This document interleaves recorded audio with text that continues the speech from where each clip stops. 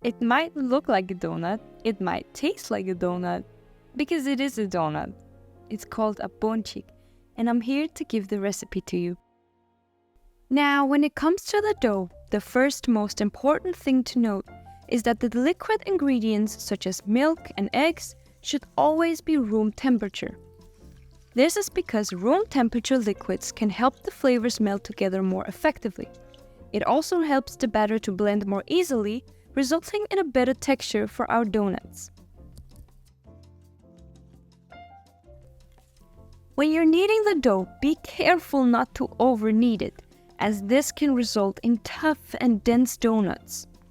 The characteristics of an Armenian Ponchik is its lightness and fluffy texture, so that's of course what we're going for. Stop kneading when the dough becomes smooth, elastic, and slightly tacky. It should spring back when lightly pressed with a finger.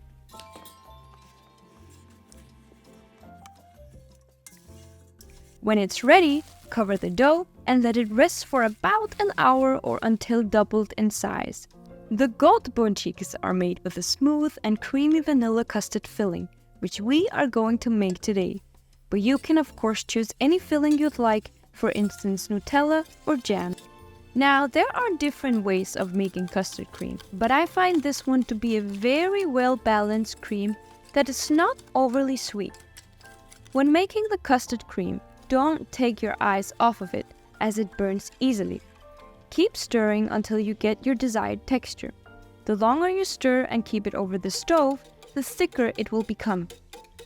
I like to add a good amount of butter into the cream once I take it off from the stove, just for extra creaminess and flavor. Before we can start filling the donuts with cream, the dough needs to be gently folded one more time and rest for 10 minutes more.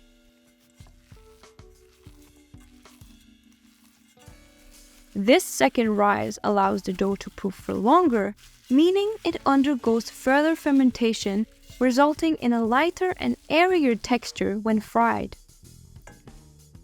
When forming the ponchiks, make sure to handle them with a light touch so they don't accidentally deflate.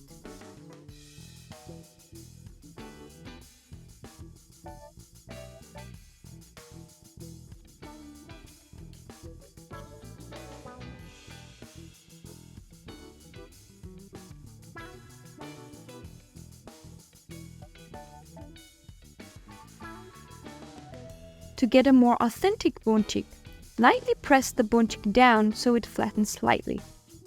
So for the frying, two things are important. 1. Make sure there's enough oil for them to properly float. We want them to fry good. 2. As always, make sure the oil is hot before frying.